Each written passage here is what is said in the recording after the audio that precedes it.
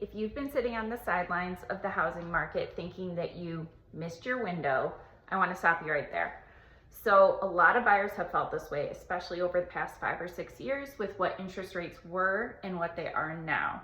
However, today I want to show you some information that will hopefully change your mindset and show you the math on how much more buying power buyers have in spring of 2026 than they did in spring of 2025. So stick around, it'll be worth your time. So let's set the scene. If you were a buyer looking at homes in spring of 2025, mortgage rates were sitting at about 6.8%. So they weren't great rates, but people were dealing with it. Buyers were getting squeezed, monthly payments were high, and some people looked at their finances and said, this just isn't going to work for us. And honestly, that makes a lot of sense. But here's what changed. As of the beginning of May 2026, interest rates dropped to 6.2%. Now I know what you're thinking. A lot of people might say that's only a 0.6% drop. Doesn't make that big of a difference, right? Well, it actually does. And so I'm going to give you the full breakdown of what that looks like financially. But first, I'm going to share something else with you because the rate drop is only part of the picture. So let's talk about what a mortgage rate drop from 6.8 to 6.2% means in real dollars, because this is where it gets interesting.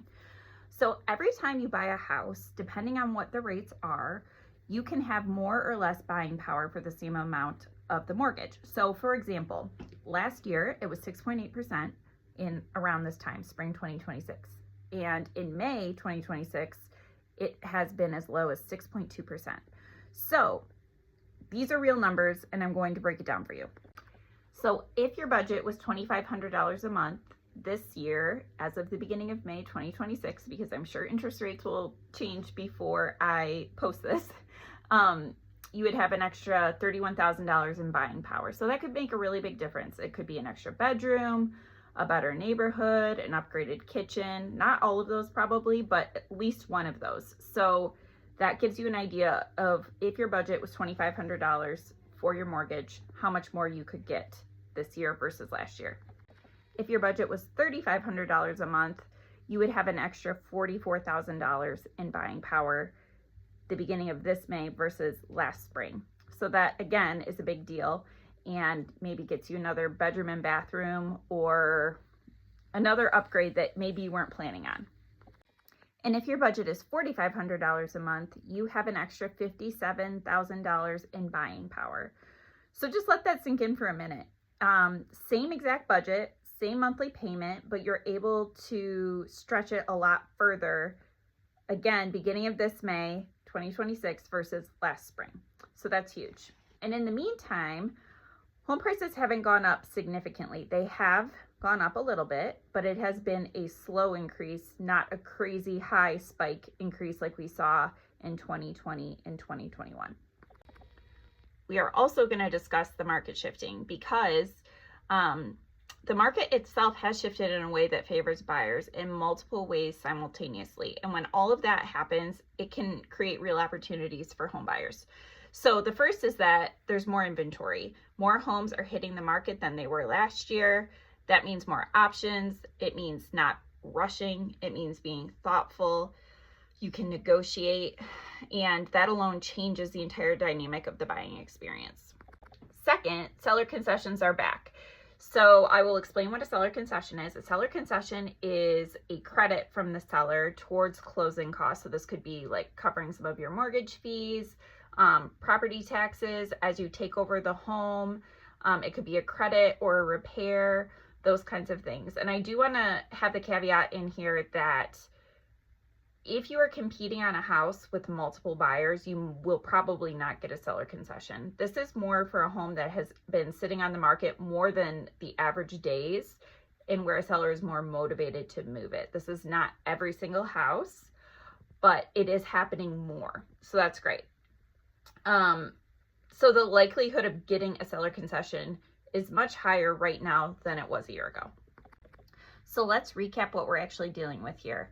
Lower interest rates, higher buying power, more inventory, and more of a chance at seller concessions. So all four of those really do work to benefit buyers. And we are seeing this shift from a seller's market to a buyer's market. However, it is still a seller's market.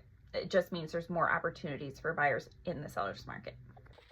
Now, to be clear, I'm not here to pressure anyone. So this is more of an FYI for people who maybe were in the market last year and are reconsidering it this year. You have to look at your numbers and figure out if this would work for you. And if it doesn't, that's okay. You have to make decisions based on what's the best financial choice for you. So really, this is most applicable to 3 different groups of people. 1, those who've been pre-approved for a while but have not had a conversation with a lender to see what the rate adjustments mean for them in real numbers. So what is your buying power today? Reach out to your lender and try to figure out what that looks like for you if you've been on the sidelines. The second group of people would be those who were looking last spring but haven't made a move because of interest rates. Again, reach out to your lender and figure out what your buying power is and what your monthly payment looks like and all of those costs. Third group would be those who are trying to time the market perfectly. So there's always people who try to do this, right? And it's not always possible. It's not the perfect time to buy. That would have been 5 or 6 years ago. But right now might be a better time to buy than it will be in a year or last year. And again, we don't have a crystal ball. We don't know. But having those conversations with a lender who can look at your financial situation and then work with your agent to be able to help you make the best choice possible for your family and yourself. So that would be my advice. So here's what I want you to do. If this video made you think, let's have a real conversation. Reach out. Let's talk about what this might look like for you. And if you aren't in the greater Lansing area and you're in a different market, I'm still happy to have a conversation with you and connect you with a real estate professional across the country. I have plenty of contacts. I'd love to do that for you. So reach out, subscribe to this channel for more videos like this, and shoot me an email, submit on my website if you'd like to have a conversation.